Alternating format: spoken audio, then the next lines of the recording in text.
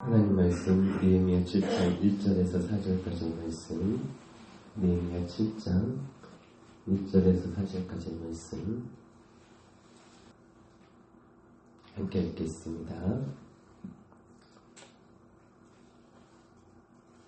성벽이 건축됨에 문짝을 달고 문지기와 노래하는 자들과 레위 사람들을 세운 후에 내 아우 하나냐와 영문의 관원 하나냐가 함께 예루살렘을 다스리게 하였는데, 하나냐는 충성스러운 사람이요 하나님을 경외함이 무리 중에서 뛰어난 자라. 내가 그들에게 이르기를 해가 높이 뜨기 전에는 예루살렘 성문을 열지 말고 아직 파수할 때 곤문을 닫고 빗장을 지르며 또 예루살렘 주민이 각각 자기가 지키는 곳에서 파수하되 자기 집 맞은편을 지키게 하라 하였노니, 그 성읍은 광대하고 그 주민은 젊으며 가하고 미쳐 건축하지 못하였습니다. 아멘. 요즘에 감기 환자가 많아서 오늘 또 저희 성도님들 가운데도 참석하지 못하신 분들이 많이 계십니다. 감기 조심하시고 증상이 조금 보인다 싶으면 병원 가셔서 이렇게 약을 처방 받으시고 빨리 회복되어지기를 바랍니다. 아무쪼록 건강관리 잘 하시기를 바랍니다. 느헤미야가 하나님의 은혜로 예루살렘 성벽 공사를 50일 만에 마쳤습니다. 계속되는 적들의 방해가 있었지만 느헤미야가 그것을 믿으면서 잘 극복하면서 결국 이 성벽을 완공하였던 것이죠. 이것은 단순한 공사가 아니라 영적 전쟁이었고, 그 전쟁에서 믿음으로 큰 승리를 거둔 것이었습니다. 그러나 우리가 한 번 승리가 영원한 승리가 될 수는 없지 않습니까? 성벽을 완공했다고, 한번 잘했다고 더 이상 이 적들이 공격하지 않는 법이란 없는 것입니다. 성벽을 재건하는 것도 어려운 일이지만 재건한 성벽과 이 예루살렘의 성을 적들로부터 계속해서 지키는 것은 더 어려운 일입니다. 우리가 결혼하는 것이 쉽지 않지만 결혼한 이후에 가정을 은혜 안에서 평화스럽게 잘 지켜내는 것이 사실 더 어려운 일이죠.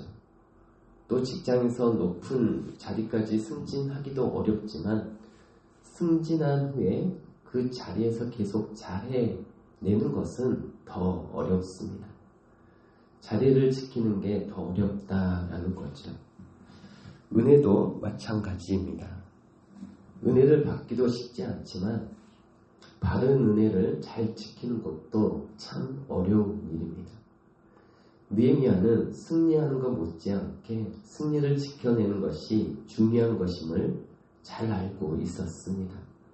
그래서 성벽을 완공한 이후에 어떻게 하면 이 예루살렘의 성을 잘 지켜낼 수 있을 것인가, 바로 느헤미야는 그 일에 집중합니다.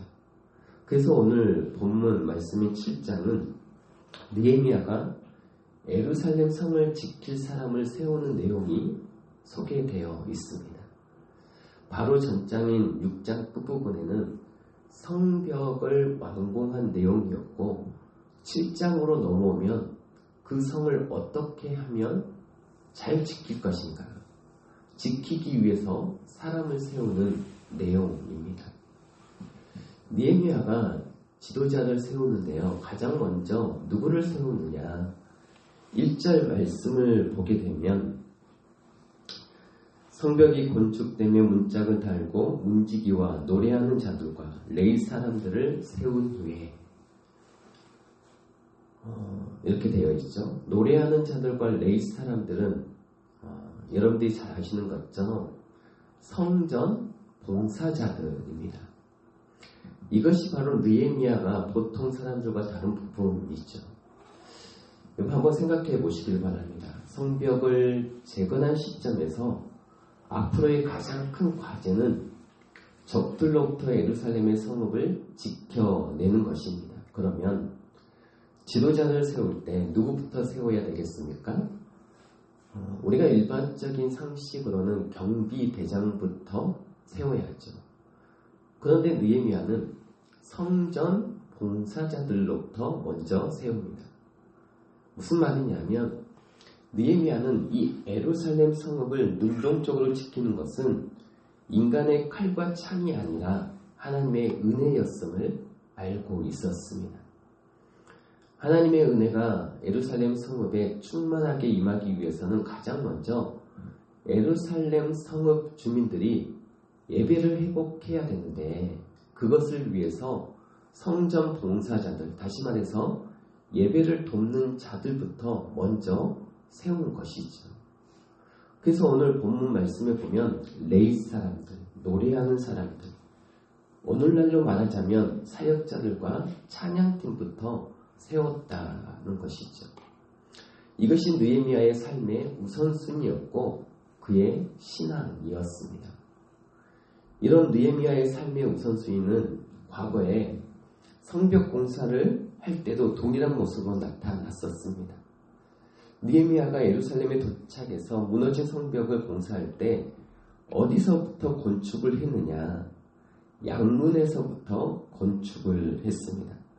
느헤미야 3장 1절에 보면은 그때에 대제사장 엘리야십의 그의 형제 대제사장들과 함께 일어나 양문을 건축하여 성별하고 문짝을 달고 또 성벽을 건축하여 한메아 망대에서부터 하나넬 망대까지 성별하였고 성벽을 보게 되어지면 문이 여러 개가 있습니다.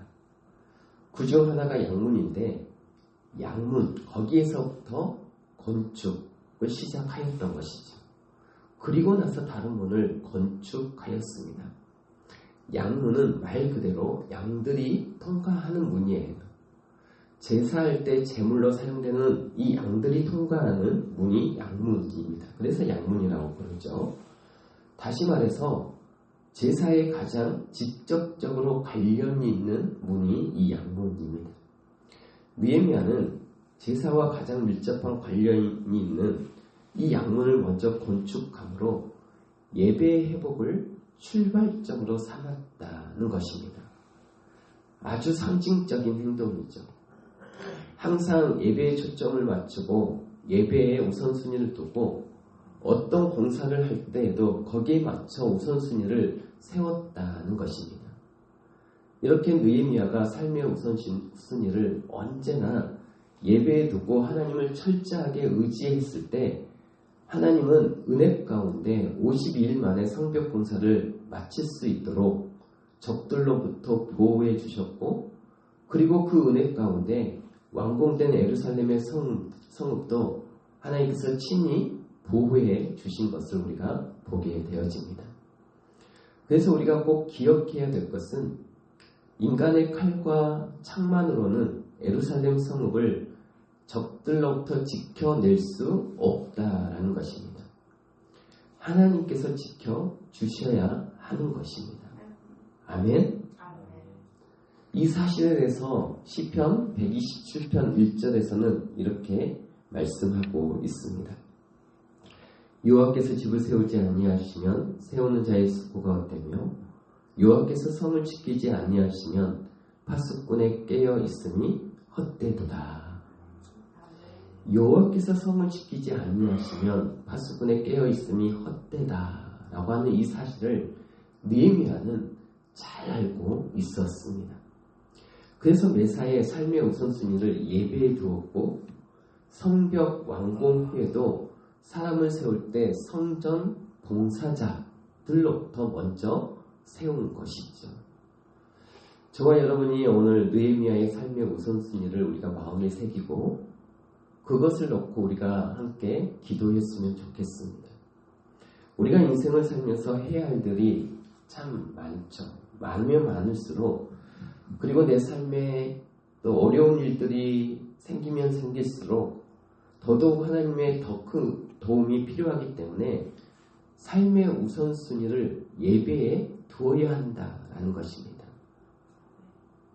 해야 할 일이 많아질수록 일들이 복잡해지고 또 어려워지면 시간을 줄인다라고 가장 먼저 예배부터 쳐내는 어리석은 인생들이 아니라 느헤미야처럼, 느헤미야는 그와 반대되는 인생이었죠.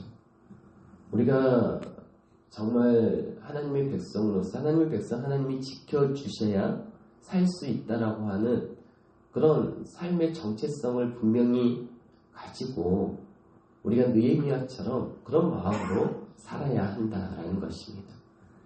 해야 할 일이 많으면 많을수록, 그리고 해야 할 일이 어려우면 어려울수록 하나님의 더 큰 도움이 필요하기 때문에 우리는 더욱더 이 예배에 집중해야 될 줄 믿습니다. 느헤미야처럼 삶의 최우선순위를 항상 예배에 놓고 하나님의 도움을 간절히 구하심으로 말미암아 내 힘으로 성을 지켜내고자 하는 어리석은 인생이 아니라 하나님의 도우심으로 성을 보호하는 저와 여러분들이 될 수 있기를 주의 이름으로 축복합니다.